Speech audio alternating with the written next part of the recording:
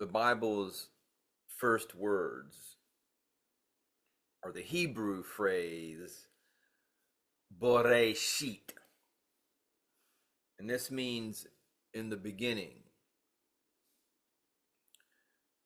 The first title of the first book, Genesis, when God spoke creation into existence. Genesis chapter 1 verse 3, the first recorded instance of sound was when God said, "Let there be light." Now, I'm sharing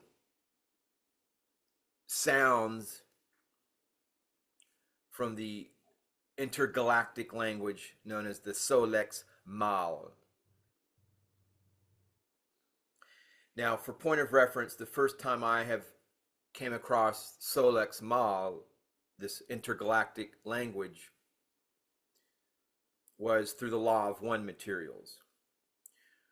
And specifically because I wondered, this phrase Adonai was always used by Ra in the Law of One materials. But if you investigate further, you see that the phrase in its entirety is Adonai, the Lord of Light, Vasu, the one who reigns within, Uragas, forever, eternal. And this is similar in concept, this greeting Adonai, to the Hindu or Vedic greeting Namaste, or in Tamil Namaskaram. The divinity within me, the divinity, the eternal spark, the ATMAN within me recognizes and salutes and says hello to that divinity within you. This is what the Vedic language is, and the Egyptian hieroglyphs, the language, the glyphs of heaven, are based upon this Solex Mal, this intergalactic language. And really, when you get beyond the words and you begin to consider the glyphs, the symbols, the sigils, and you let that interact with your God mind, your right creative hemisphere, and you internalize this, and these words help dial it in for the left brain, and then you can kind of, through your asymmetric breathing practices, combine this into an emotional state, to an astral footprint, to 100% 24/7 in linear chronos time, positive astral emotional sanctuary. You are within this Lord of Light, the one who reigns within forever, this eternal essence of which you are. And this must be unassailable. You can say, well, why is it so strong? It must. Well, you can choose to be, as long as you need these lessons, you can choose to be in indecision. You can choose to be less than 100%. You can be impressionable. And that's fine. The ego in that game of this duality that we play to a certain extent, to learn lessons, to have experience, is allowed to be. You can allow it to be impressionable, but at some point you draw the line to the kingdom, to the gates. You slam shut the gates to the kingdom of heaven within, and that is your astral sanctuary, the one who reigns within. And the one who reigns within is the one who reigns without. You command your environment, because it is astral warfare. It is astral combat. Make no mistake. Daily you are tested. Negative entities, parasites, those looking to steal your thunder, to take your peace. And it's a game, you can play it. It's an interesting game. This is an interesting time to be alive, for sure. I'm trying to stress that it is a sane path to have established heart-mind coherence, which is the pathway to the kingdom of heaven within, to be in alignment, to be integrated in this age of war upon consciousness, of energy, this warfare of energy. And the single most challenging obstacle is for people to learn how to begin to withdraw their senses from the drama of the 3D circus, from this outside world, from Three-Eye Atlas, from politics, from war. All of that is a sideshow. It is, I'm not saying it's not real. I'm saying that it is meant to take your attention, to steal your sovereignty.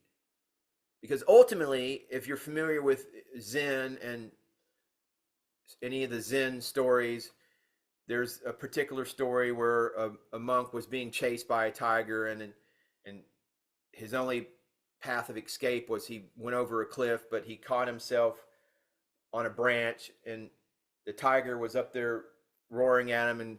But in the midst of this certain death, the monk sees a flower, and he reaches over and he takes the flower and appreciates the beauty before the branch goes away and he falls to his death. But even in that moment, his frequency was stabilized. And that ultimately is our path, our goal, is to not be so enamored with this physical vessel that it begins to, that the experiences that take place to this physical vessel begin to impact your eternal essence. You know, the emotions that are the doorway to get you anxious, to get you in a state of fear. And that ultimately is what this is all about. It is a contest of frequencies, of symbols, and willpower. This is not a physical force. This 3D realm is the lowest emanation of source. It is not to say it's not important, it is. But the sideshow and all of the carnival atmosphere and the pursuits, sensual pursuits and sensorial, sensationalist pursuits, they're a distraction. This is an age, a very interesting age. But you give your power away, and there are entities, and their job is to harm you, to attack your footprint, your essence. That is what their dharma is. That is their path. That is why they're created. But they only do so, they can only gain permission, as it were, through fear, desire, confusion, or forgetfulness. Had to do a little sun gazing. And that, incidentally, my friends, sun gazing, number one thing that you could engage in. I'll share this bit of tidbit with you. I had my Kundalini activation in September 24th of 2021. Let's see, I was probably, I'm 56 years of age, so I was 51 or something. But I had never really looked at the sun or considered the sun, or certainly sun gazing. I mean, I'd kind of like, every now and then looked into the sun and went, oh, wow, that's bright. I don't want to hurt my eyes. Well, one of the things that intuitively that I was guided to begin doing and look into the practice of was sun gazing. I do it every day. I do a variation of a druidic banishing ritual and ritual of invocation to the energies, to the positive energies and the negative, banish the negative, or balance them rather. We have the interplay to guide us along in evolution. But anyway, this is a matter of emotional stability. This combat in this world, this age that we're going into, is therefore the art of closing permissions and asserting sovereign authority, metahuman, seer, homo luminous authority, asserting your authority as a sage, as a magi, whatever you choose to call yourself. But this is a very interesting age. It's a very dynamic age.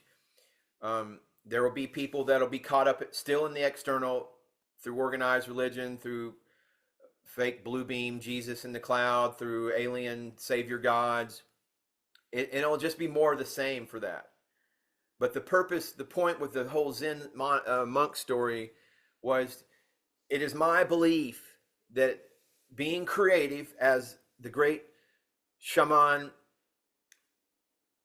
Credo Baba Credo Mutwa, Vasamazulu Baba Credo Mutwa, the great Zulu holy man Sansusi, talked about being creative.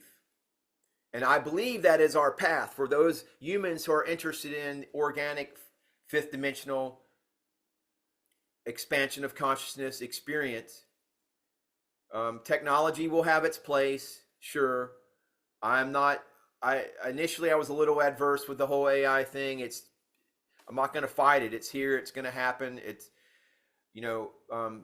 however, and each person has their choice. I'm just not allowing any invasive technology to be implanted into me, even though I am a fan of the cyberpunk games and all that, and augmentation, who knows, However, I am immensely excited about the prospect of traditional organic growth, of meditation, of exploring the interface with my bioelectric eternal ATMAN essence, which, beyond a shadow of a doubt, through my experiences of the Kundalini activation, I know that whole world is real.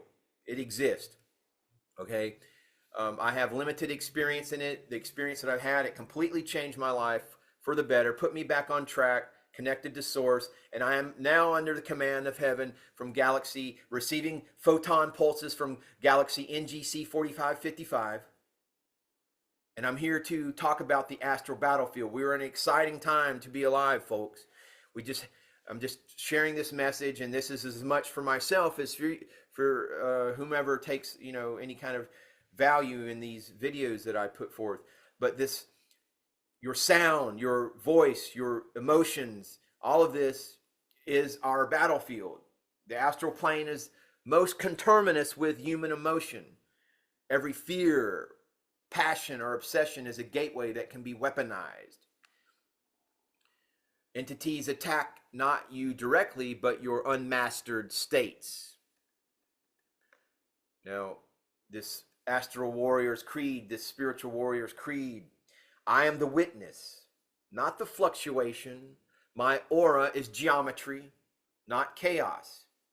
So cymatics, sound, placing sand or salt on a speaker cone and having the certain frequency go through the cone, and seeing how the salt or the sand arranges itself according to the frequency of the sound. Or even music, classical music and such, produces certain geometric patterns. More chaotic type music or sounds produce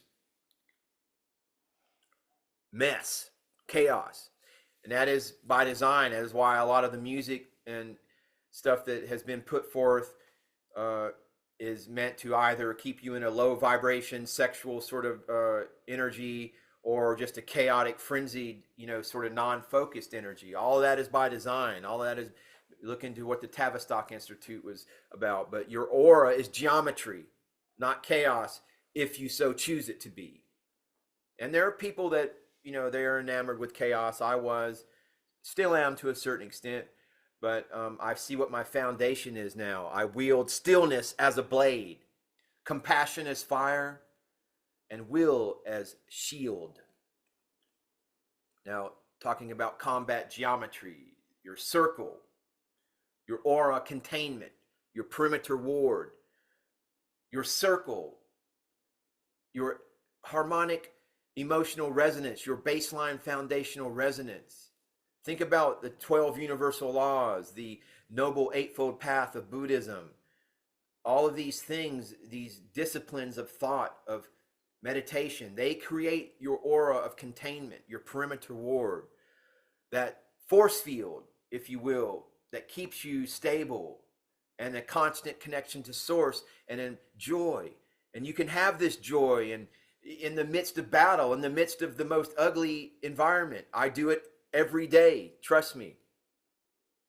The triangle, these are also conterminous with tattvas in Vedic sciences. The yellow circle, the gray crescent, the yellow circle, which is the tattva for earth, the gray crescent moon, which is the tattva for symbol for water, the blue circle, which is for air, the red triangle, which is for your will, tejas, fire, and the black ovoid, which is akash, the spirit. These tattvas, but these geometries, think of this to marry them, to merge them with your emotional states, with your human vessel, your will, your thoughts, your intellect, all of this. But the triangle, will, focus, clarity, discipline, devotion. The square, grounding, stabilization into the earth grid. And then you have the symbol of the pentagram, which is spirit ruling matter and elemental balance. Infinity loop. That's somewhat of a complex one. I'm not going to get into that. It involves the Leviathan cross, redirect hostile current back to source. I will say this, those who traffic in black magic and sending negative demonic energies to other people, when those, I know for a fact, because I live in a very black magic prone area with lots of demonic attacks.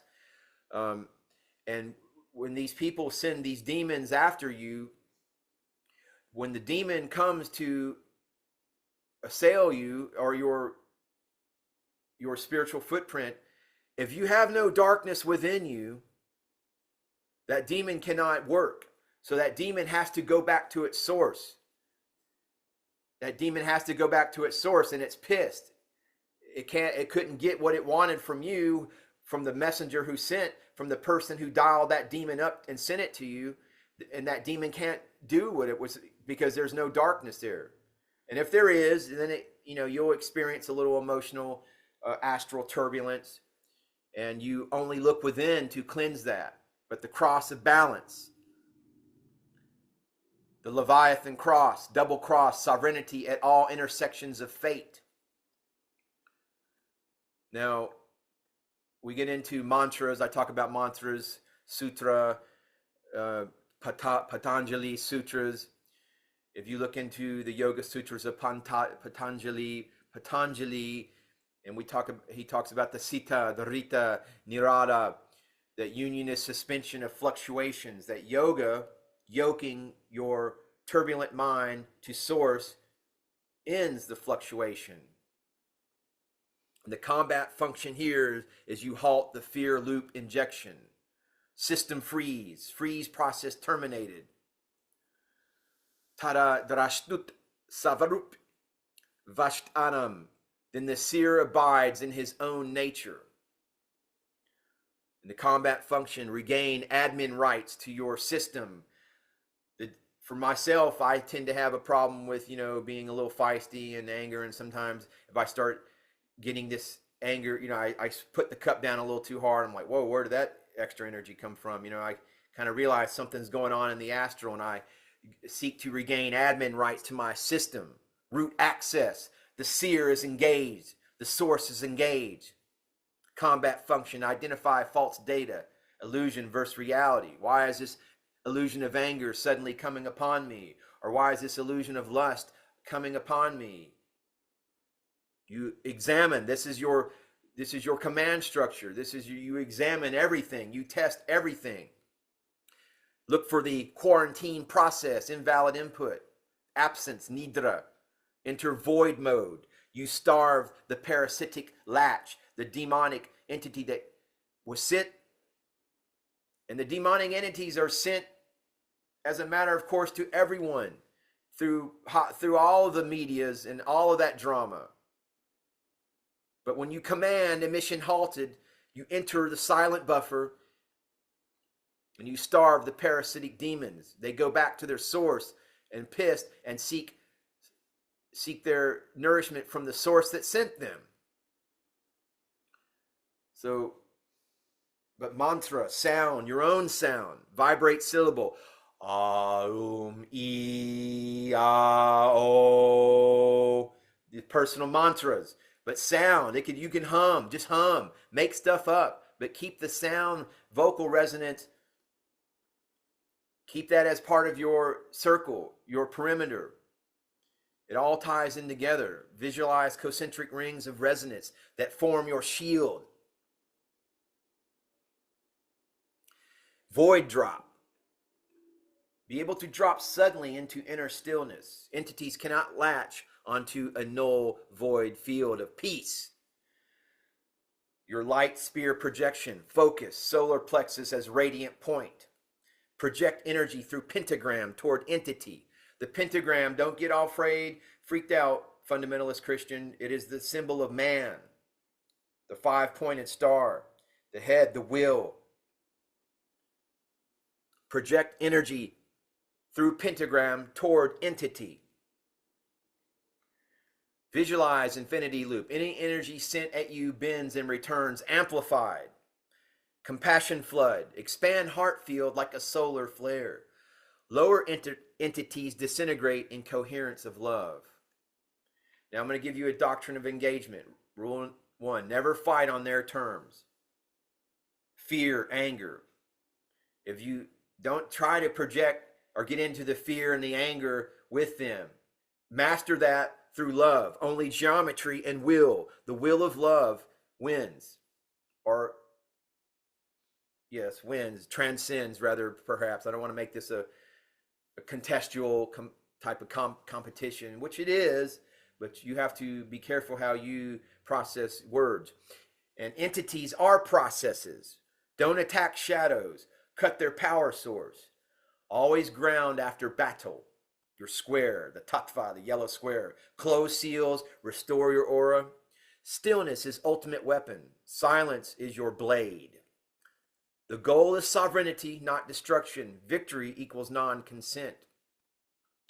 And the right of sovereignty I give you. Invocation of command, I am the witness, the root access of this soul. By spirit, geometry, and light, I seal all gates. No force may trespass without my will. So, negative astral entities are not monsters to slay. They are tests of coherence, your own resonance, frequency, vibrational coherence. They exist only when we are fragmented. Astral combat, dear viewer, is not endless war, but the art of remembrance. That you, the seer, the magi, is sovereign. The field is geometry and love is the frequency where all shadows vanish.